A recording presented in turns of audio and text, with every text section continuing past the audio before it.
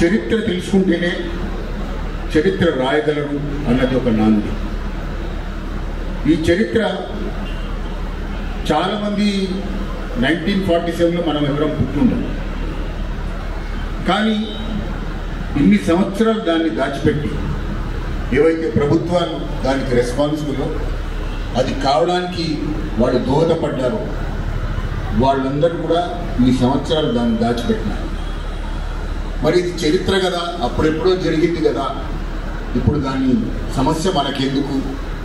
ఇప్పుడు ప్రత్యర్థులు చాలామంది మాట్లాడతారు, మళ్ళీ గాయాన్ని రేపుతున్నారు, మాసిపోయిన గాయాన్ని మళ్ళీ రేపుతూ మళ్ళీ అనవసరంగా దీన్ని మళ్ళీ ముందరికి తీసుకొస్తున్నారు అనేటటువంటి సమస్య మనకు వస్తుంది. మీరు కనుక గమనిస్తే ఘర్ ఘర్ తిరంగా అన్నటువంటి గొప్ప కార్యక్రమాన్ని, ఒక జాతీయవాదాన్ని నిలబెట్టేటటువంటి గొప్ప కార్యక్రమాన్ని, ఒక జాతీయవాదాన్ని ప్రతి మనిషిలో ప్రతి భారతీయులో పెంపొందించేటటువంటి గొప్ప కార్యక్రమాన్ని మన అవతార పురుషుడు శ్రీ నరేంద్ర మోదీ గారు తీసుకొస్తే దాన్ని కూడా కాంగ్రెస్ పార్టీ వాళ్ళు చాలా ఘోరంగా దాన్ని విమర్శిస్తూ ఇదేదో మేము పేట్రియాట్లం కాదా, మేము జాతీయవాదులం కాదా, దాన్ని జాతీయవాదాన్ని మేము ముందు ధరించుకోవాల్సినటువంటి అవసరం ఉందా అనేటటువంటి విధంగా వాళ్ళు మాట్లాడుతున్నారు.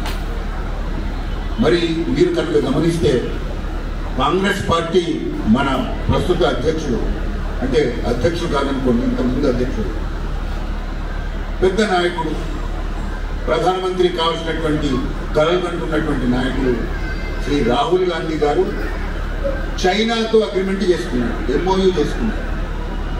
మీరందరూ చూసుకుంటారు. ఇప్పుడు ఈ చిన్న వీడియో ఏదైతే చూపించారో దాంట్లో చాలా స్పష్టంగా కొన్ని విషయాలు మనకందరికీ, నాకు కూడా తెలియని విషయాలు చాలా దాంట్లో చెప్పారు. బ్రిటిష్ ప్రభుత్వం ఏదైతే ఉందో 1905 నాడు కూడా భారతదేశాన్ని విభజించింది, బంగాల్ని విభజించింది. కానీ మళ్ళీ 7 సంవత్సరాల తర్వాత భారతదేశం అంతా ఐక్యమత్యమయ్యి దాన్ని విరుద్ధంగా పోరాడితే 1911లో మళ్ళీ దాన్ని కలిపేసింది అని చెప్పేసి చాలా స్పష్టంగా చెప్తున్నారు. మీరు కనుక గమనిస్తే అదిగో అఖండ భారత చిత్రం ఆర్ఎస్ఎస్ కార్యాలయంలో ప్రతి దగ్గర ఆ క్యాలెండర్ ఉంటుంది. మరి మనం మాట్లాడుతున్నది కేవలం ఒక విభజన గురించే, పాకిస్తాన్ మరియు పూర్వ బంగ్లాదేశ్, ఏదైతే పూర్వ పాకిస్తాన్ ప్రస్తుత బంగ్లాదేశ్ గురించే మాట్లాడుతున్నాం. కానీ మీరు కనుక అఖండ భారత్ చూస్తే అదిగో బర్మా మనలోనే ఉంది, చుట్టుపక్కల ఉన్నటువంటి దీవులన్నీ మనలో ఉంది. అఖండ భారత్ ఎంత పెద్ద దేశమో, ఎంత విశ్వవ్యాప్తమో మీరు అందరూ ఒకసారి గమనించాలి. అది చాలా జాగ్రత్తగా, కుట్రపూరితంగా, మెల్లమెల్లగా ఎన్ని విభజనలు చేస్తే ఈరోజు అంతటి భారతదేశం మాత్రమే మనకు మిగిలింది. దాన్ని కూడా ముక్కలు చేసేటటువంటి ప్రయత్నం చేస్తున్నటువంటి వాళ్ళని మనం ఏమన్నారో మీరు అందరూ ఒకసారి ఆలోచించాలి. 2 నిమిషాలు మనం మౌనం వహించాల్సిందే. చనిపోయిన 10 లక్షల మంది గురించి, వాళ్ళ గౌరవార్థం, వాళ్ళ స్మరణార్థం, వారి యొక్క బాధను మనం గుర్తు చేసుకొని మనం స్మరించుకున్నాం. కానీ తక్కిన జీవిత ప్రయాణం మొత్తం మౌనంగా ఉండాల్సినటువంటి పని లేదు. ఇదిగో ఈ జరిగిన కార్యక్రమాలన్నీ ఈరోజు చూసినటువంటి అన్నీ కూడా మనం ఉన్నటువంటి ప్రతి భారతీయులకి మనమందరం సైనికులాగా తెలియజేయాల్సినటువంటి కార్యక్రమాలు అందరం చేపట్టి ముందరికి తీసుకుపోవాలి. ఈ బాధని మన వాళ్ళకందరికీ చెప్పాల్సినటువంటి అవసరం ఉంది. ఎందుకు చెప్పాలి? మళ్ళీ ఇట్లాంటిది జరగకూడదు కాబట్టి. మీరు కనుక చూస్తే 21 రోజుల్లో ఏమన్నాడు ఆయన?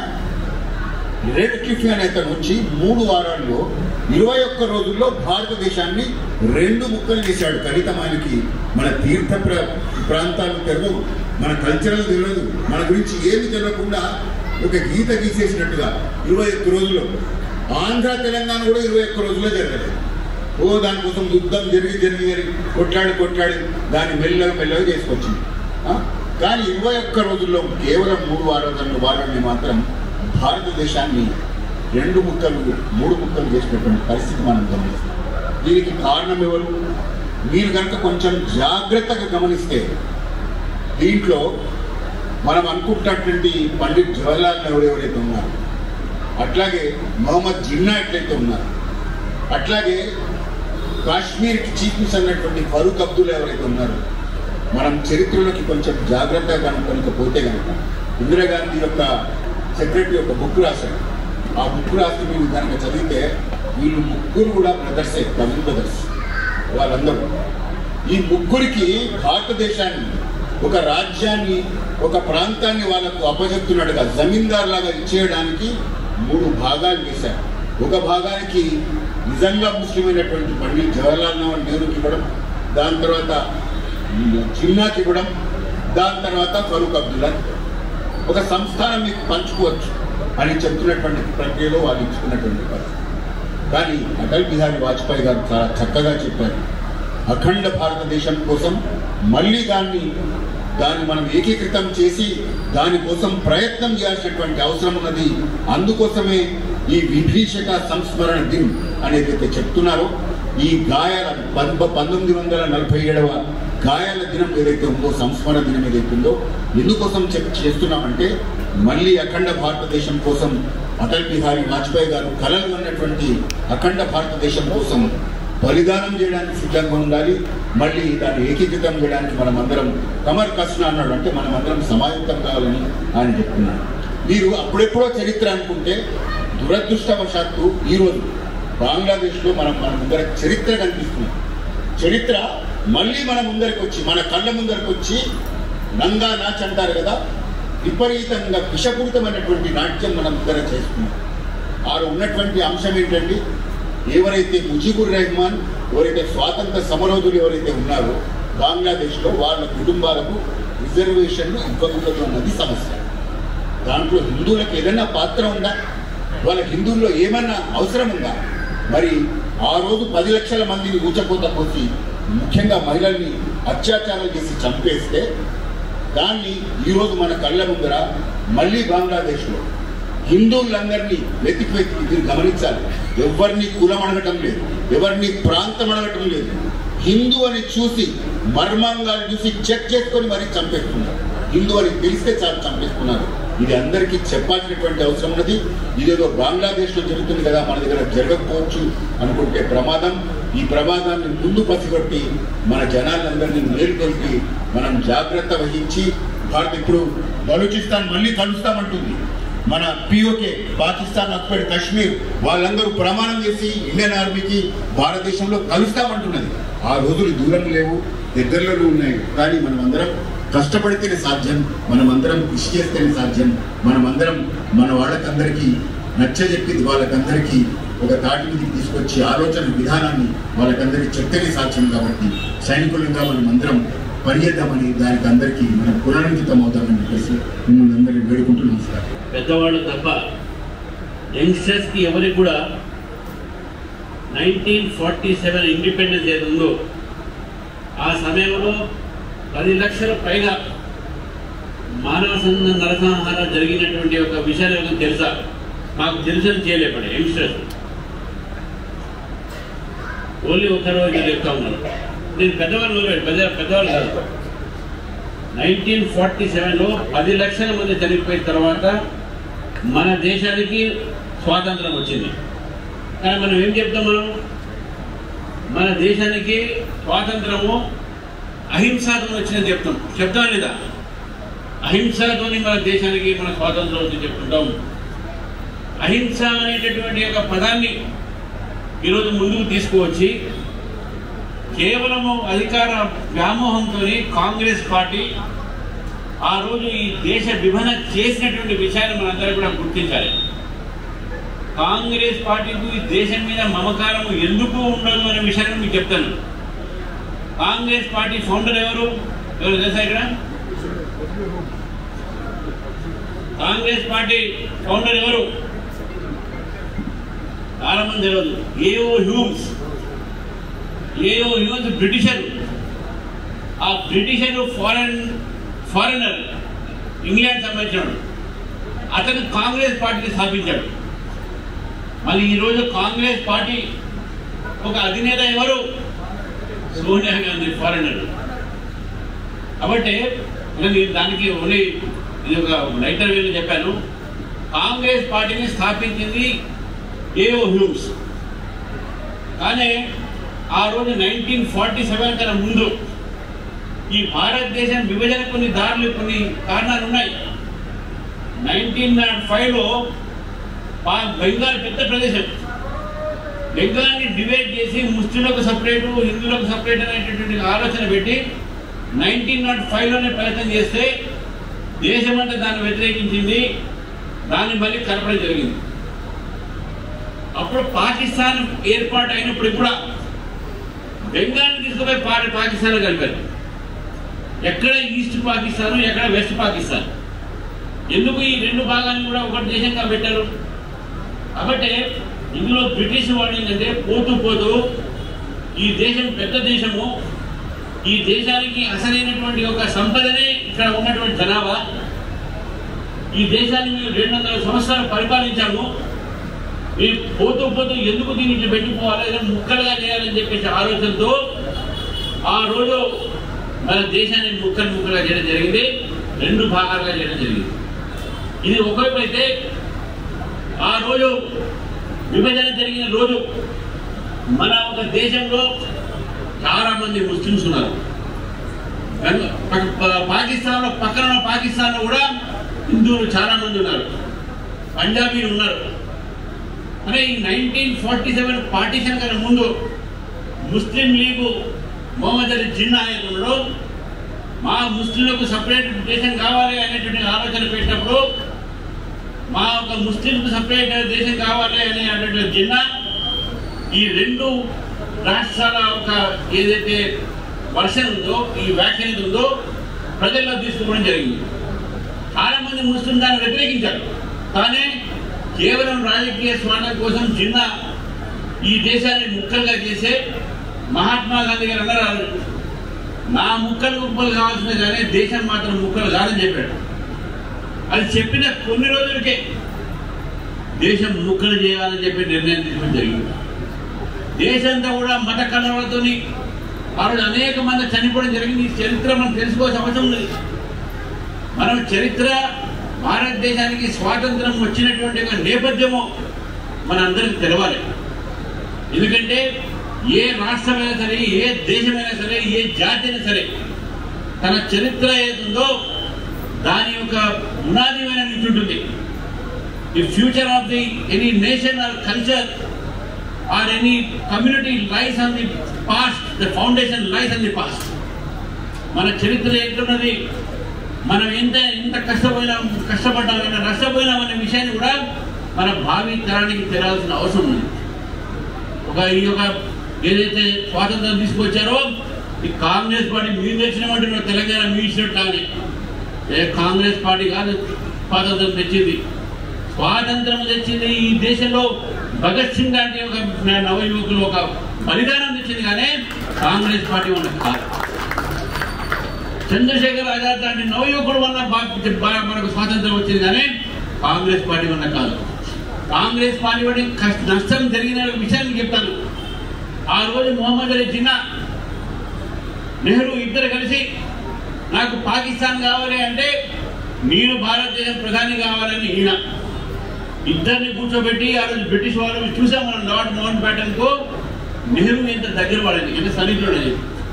కేవలం నెహ్రూకు ఆ రోజు పగ్గాలు ఇవ్వడానికి గాంధీ గారిని కూడా బలవంతం చేసి ఈ యొక్క దేశ విభజనకు ఒప్పుకున్నటువంటి విషయం కాంగ్రెస్ పార్టీ. కేవలం నెహ్రూ గారు ప్రధానమంత్రి కావడానికి, ఆ రోజు నెహ్రూ గారు ప్రధానమంత్రి కాదు, నాకు వద్దు, కానీ దేశం విడిపోవద్దని నెహ్రూ గారు అనుంటే ఈ రోజు ఈ దేశం విడిపోకపోయేదని చెప్పేసి విషయాన్ని కూడా మనం గుర్తుపెట్టుకోవాలనుకున్నాను.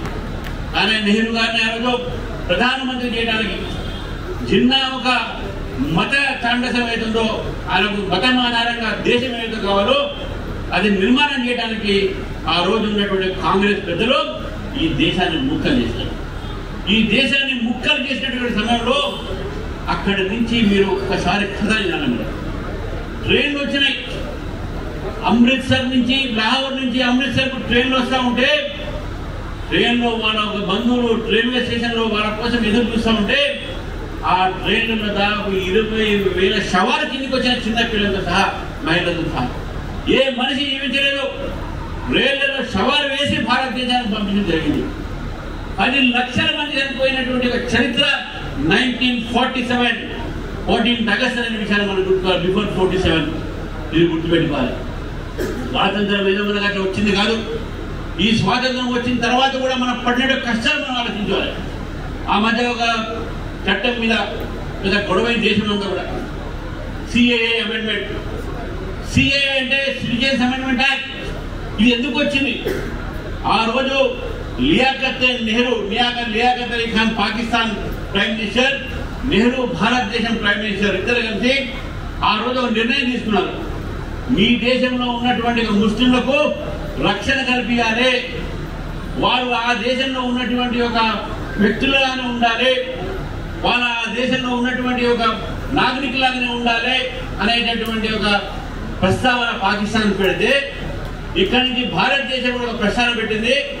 మీ దేశంలో ఉన్న హిందువులకు కూడా రక్షణ కల్పించాలి, మీ దేశంలో ఉన్నటువంటి ఒక హిందూ సంస్కృతి, హిందూ ఒక దేవాలయాన్ని మీరు కాపాడాలి అనేటటువంటి ఒక ఒప్పందమే నెహ్రూ లియాఖత్ యాక్ట్ అంట. మనం ఇది పార్టీషన్ తర్వాత జరిగినటువంటి విషయాన్ని. అప్పుడు ఏమైంది? భారతదేశంలో మనం అందరికి కూడా మన సెక్యూరిటీ ఇచ్చినాం, షెల్టర్ ఇచ్చినాం. ఆ రోజు భారతదేశంలో ముస్లిం జనాభా ఎంత ఉంటే ఈ రోజు ఎంత ఉందని ఒకసారి మనం ఆలోచిస్తాం. పాపులేషన్ ఎంత పెరిగింది?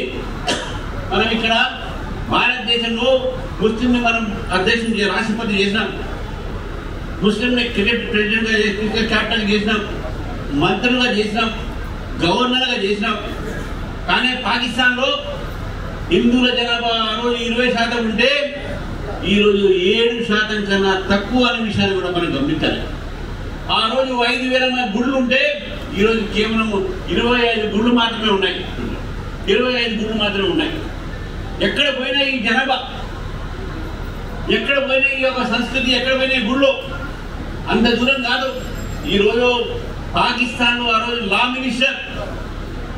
మినిస్టర్ భారతీయుడు, ఓ ఎస్సీ దళితుడు, అతన్ని దళితుడే ఆ లా మినిస్టర్ని ఉరికిచ్చి పాకిస్తాన్కి ఎల్లగొట్టి ఆయన అస్సాంలో ఈరోజు అక్కడ శరణార్థులుగా ఉంటున్నారు.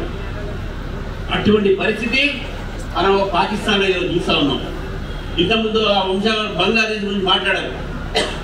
బంగ్లాదేశ్ కాదు, బంగ్లాదేశ్లో మన జరిగిన సంఘటన. ఈ కార్యక్రమాన్ని భారతీయ జనతా పార్టీ నిర్వహించింది చాలా కాలం ముందు, ఒక నెల ముందే ఈ కార్యక్రమం రూపొందించింది. కానీ దాని తర్వాత బంగ్లాదేశ్ మనం చూస్తున్నాం. అక్కడ ఏ విధంగా భారత్ నెహ్రూ లియాఖత్ యాక్ట్ని ఏ విధంగా ఉల్లంఘిస్తున్నారు. అక్కడ హిందువులను మూటకోత వస్తూ ఉన్నారు. సరే, ఇప్పుడు రోడ్డు మీద వచ్చేది వేరే మాట. కానీ ఈ భారతదేశ ఒక ఏదైతే విభజన ఉందో, ఈ విభజనలో జరిగినటువంటి అగత్యాలని మనం ఒక రాబోయే తరం తెలుసుకోవాల్సిన అవసరం ఉన్నది. రాబోయే తరానికి తెలవాలి ఏ విధంగా భారత్ అఖండ భారత్ని ఖండం చేసి ఇది 2 దేశాలుగా కింద, తర్వాత 3 దేశాల కింద పెడితే ఆ రోజు ఇందిరాగాంధీ గారు ఈస్ట్ పాకిస్తాన్ బంగ్లాదేశ్ కింద వారి యొక్క దేశాన్ని సపరేట్ దేశం కింద ఏర్పాటు చేయడానికి మొత్తం తోడ్పడింది భారతదేశం. ఆ రోజు మనం ఏమనుకున్నాం? బంగ్లాదేశ్ నిర్మాణం చేసింది భారతదేశం కాబట్టి జీవితాంతం మన మిత్రులుగా ఉండాలనుకున్నాం. కానీ వాళ్ళ జీవితాంతంలో శత్రువుగా ఉందన్న విషయాన్ని కూడా మనం గుర్తుపెట్టుకోవాలి. ఆ దేశము ఒక జన్మం మనతోనే సాధిస్తే ఆ దేశము మన మరణం కోసం చూస్తున్న దేశం అనే విషయాన్ని కూడా మనం ఒకసారి గుర్తుపెట్టుకోవాలి. కాబట్టి మనకు వచ్చినటువంటి స్వాతంత్రాన్ని మనం జెండా ఎగేస్తాం, స్వీట్ పంచుతాం, సెలవులు ఇస్తాం. కానీ దాని వెనక ఉన్న ఒక రోదన, దాని వెనక ఉన్న త్యాగాలు, దాని వెనక ఉన్నటువంటి ఒక 10 లక్షల హత్యలు, దాని వెనక ఉన్నటువంటి రక్తపాతము మన ఎవ్వరి కూడా మనం గుర్తుపట్టలేదు. ఈరోజు ఇజ్రాయెల్ అనే దేశము ప్రపంచంలో చిన్న దేశము. వాళ్ళని ప్రపంచవ్యాప్తంగా కూడా వాళ్ళని ఊతకోత కోసారు. వాళ్ళు మర్చిపోలేదు దాన్ని. వాళ్ళు ప్రతి సంవత్సరం దాన్ని గుర్తుపెట్టుకుంటారు. ఆ ప్రతి సంవత్సరం గుర్తుపెట్టుకుని ఈరోజు వాళ్ళు ఒక శక్తిశాలి దేశంగా, ఒక బలమైన దేశంగా ఈరోజు నిర్మాణం అయ్యారు. ప్రతి దేశం కూడా ఇజ్రాయెల్ అంటే భయపడుతుంది. కానీ మనము ఈ దేశం ఒక సంస్కృతిని మర్చిపోయి ఈ దేశాన్ని ఇంకా ముక్కలుగా చేసేటటువంటి ప్రయత్నం మనం చేస్తున్నాం. కులం పేరు మీద, మతం పేరు మీద అబద్ధాలు ఆడి, రాజ్యాంగాన్ని తిప్పి, రాజ్యాంగాన్ని ఉన్నటువంటి ఒక విషయాల్లో కూడా అబద్ధాలు ఆడి ఈరోజు దేశాన్ని ముక్కలుగా ప్రయత్నం చేసిందే కాంగ్రెస్ పార్టీ. ఎందుకు ఈ మాట అంటే ఈ విభజన రాజకీయం అనేది కాంగ్రెస్ పార్టీకు మన దేశ స్వతంత్రం నుంచి కూడా ముందుగా ఉన్నది. కాబట్టి ఈ కాంగ్రెస్ పార్టీ ఈ రోజు చేసినటువంటి అగత్యాలు మనం తెలుసుకోవాల్సి వస్తుంది. రాబోయే తరం కూడా తెలుసుకోవాలి. మన చరిత్ర మనం తెలుసుకోవడానికి మనం సిగ్గుపడకూడదు. మన చరిత్ర తీసుకోవడానికి మన అబద్ధాల చరిత్ర మీద మనం నిలబడదు. ఆ రోజు బ్రిటిష్ వాళ్ళు రాసినటువంటి చరిత్ర, the Western historian have distorted the Indian history. Western historian communist party అన్నారు, India is not a single nation, it is a multi nation అన్నారు. మల్టీ నేషనా? ఈరోజు కాశ్మీర్ నుంచి కన్యాకుమారి దాకా, అస్సాం నుంచి అహ్మదాబాద్ దాకా భారతదేశంలో అదే రాముని మనం కొలుస్తాం, అదే కృష్ణుడు మనం కొలుస్తాం, అదే శివుడు మనం కొలుస్తాం. కానీ ఏ ఒక్క రాష్ట్రంలో ఒక వేరే వేరే దేశాలు వేరే వేరే దేవుని మనం కొలుస్తాం. అదే మన భారతదేశం ఒక సాంస్కృతిక ఒక ఐక్యత, cultural unity of this country. మనకి ఇంత పెద్ద ఒక చరిత్ర ఉన్న తర్వాత రాజులు కావచ్చు, ఈ యొక్క దేశంలో అనేక మంది సంస్థానం ఉండొచ్చు, సామంత రాజులు ఉండొచ్చు, ఒక ఎంపైర్ ఉండొచ్చు. కానీ ఎవరు కూడా సరే ఆ రోజు మన ఎలక్షన్ ఈ భారతదేశంపై దాడి చేసినప్పుడు, భారతదేశంలో చిన్న చిన్న రాజ్యాలు ఉన్నప్పుడు కూడా ఈ మొత్తం ఖండం కూడా ఈరోజు ఆ రోజు నుంచి కూడా భారత ఖండం కింద పేరు వచ్చిన విషయాన్ని మనం గుర్తుపెట్టుకోవాలి. That is the unity of the country. అది మన single nation. And our unity factor is our culture, our religion, and that is what we should remember. మనం అది ఆలోచించాలి. మనం ఈ దేశం, this is not a multi nation. Pakistan ఏ విధంగా డివైడ్ అయిందో, కమ్యూనిస్ట్ పార్టీని సిగ్గు లేకుండా ఆ రోజు దేశాన్ని 14 ముక్కలు చేయమన్నారు, 14 యూనిట్స్ చేయమన్నారు. There are 14 multinationals in this country అన్నాడు. We are not a unit of multinations. Single nation అనేది భారతీయ జనతా పార్టీ నమ్ముతుంది. ఆ ఒక విషయాన్ని కూడా ఈరోజు రాబోయే తరానికి తెలవాల్సిన అవసరం ఉంది. ఈరోజు జేఎన్యూలో ఉన్న చాలా మంది ప్రొఫెసర్లు భారతదేశం ఒక చరిత్రను మార్చే ప్రయత్నం చేస్తున్నారు, భారతదేశం చరిత్రను వక్రించే ప్రయత్నం చేస్తున్నారు. అది తెలుసుకోవడానికి మన భావి తరము ఈ 15th ఆగస్టు జరుపుకునే ముందు ఈ విధంగా ఎందుకు జరుపుకుంటున్నాం, ఏ విధంగా జరుపుకుంటున్నాం, ఎంతమంది రక్తం ధార పోసిన తర్వాత ఈ పర్వం మనకు వచ్చిందనే విషయాన్ని కూడా మనం తెలుసుకోవడానికి ఈ యొక్క చరిత్రని మనం ఈ యొక్క దినాన్ని మనం జరుపుకున్నాం. 14th ఆగస్టు పాకిస్తాన్కి ఇండిపెండెన్స్ వచ్చింది 12 గంటలకు. కానీ మనకు మాత్రం ఆ రోజు మన ఇండిపెండెన్స్ డే జరపడానికి సంతోషంగా ఉండాలా, ఏడవాలా అనేది మనకు అర్థం కాలేదు. ఎందుకంటే చాలా మంది వాళ్ళు వెళ్ళిపోయారు. మీరు ఈ మధ్య చూస్తూ ఉంటారు, రైల్వే స్టేషన్స్లో మనకు ఏఎస్ వీలర్ కంపెనీ ఉంటుంది. లేకపోతే మనకు మన ఒరిస్సాలో ఒక పారాదీప్ అనేటువంటి జిల్లా ఉన్నది. లేకపోతే హైదరాబాద్లో మీరు సింధీ కాలనీ చూశారు. చాలా చోట సింధీస్ని వాళ్ళని ఊతకోత వస్తే ఇక్కడికి వాళ్ళ దేశంలో శరణార్థులుగా వస్తే ఈ యొక్క ప్రభుత్వం వాళ్ళని గుర్తించుకొని అక్కడ ఇక్కడ బిజినెస్ చేయడానికి వాళ్ళకు రైల్వే స్టేషన్స్, ఎయిర్పోర్ట్స్ దగ్గర అక్కడ ఇక్కడ వాళ్ళకు బిజినెస్ చేయడానికి వాళ్ళకు ఆర్థిక సహాయం చేసింది. రిపార్టిటెడ్ ఈ రిపార్టిషన్ ఎవరు జరిగిందో ఈ పార్టీషన్ తర్వాత వాళ్ళని ఆదుకునేటప్పుడు ప్రభుత్వం వాళ్ళు ఈరోజు ఒక సొంత జిల్లా లేదు, ఒక సొంత స్టేట్ లేదు, ఎక్కడ పడితే అక్కడ ఉంటా ఉన్నారు. కాబట్టి వాళ్ళ చరిత్ర మనం తెలుసుకోవాల్సిన అవసరం లేదు. మీకు సినిమా యాక్టర్లు చాలా మంది ఉన్నారు, సునీల్ దత్, దేవానంద్, ఇటువంటి వాళ్ళు చాలా మంది ఉన్నారు. వాళ్ళందరూ కూడా ఆ రోజు పంజాబ్ నుంచి వచ్చిన వాళ్ళు. పంజాబ్ అంటే ఇప్పుడు ఉన్నటువంటి లాహోర్ దగ్గర, అక్కడే వాళ్ళు పుట్టారు, అక్కడే చదువుకున్నారు. కానీ భారతదేశం విభజన అయిన తర్వాత భారతదేశానికి కేవలం కట్టుబట్టతో వచ్చినటువంటి విషయాన్ని మనం గుర్తుపెట్టుకోవాలి. మంచి కుటుంబం నుంచి వచ్చినట్టు, ఉన్నతమైన కుటుంబం నుంచి వచ్చిన వాళ్ళు, సంపన్నమైన కుటుంబం వచ్చిన వాళ్ళు భారతదేశం ఒక వీధుల్లో అడుక్కునేటువంటి పరిస్థితి తీసుకొచ్చాడు వాళ్ళని. అంటే ఆ చరిత్ర మనం చేసుకోవడానికి 14th ఆగస్టుని మనం ఈరోజు గుర్తించి మనకు ఈ యొక్క స్వాతంత్రం తెచ్చినటువంటి వ్యక్తులకు మనం నివాళులు అర్పించి ఆ వ్యక్తులు ఎవరైతే ఈ యొక్క పార్టీషన్ సమయంలో విభజన సమయంలో ప్రాణాలు కోల్పోయారో వాళ్ళకు వాళ్ళ ఆత్మ వాళ్ళ ఆత్మ శాంతి కలగాలని చెప్పేసి వాళ్ళకి నివాళులు అర్పించాలని చెప్పేసి వాళ్ళ త్యాగాల మీద ఈ దేశం నిర్మాణమైంది. కాబట్టి దాన్ని గుర్తించడానికి ఈ యొక్క కార్యక్రమం చేయడం జరిగింది.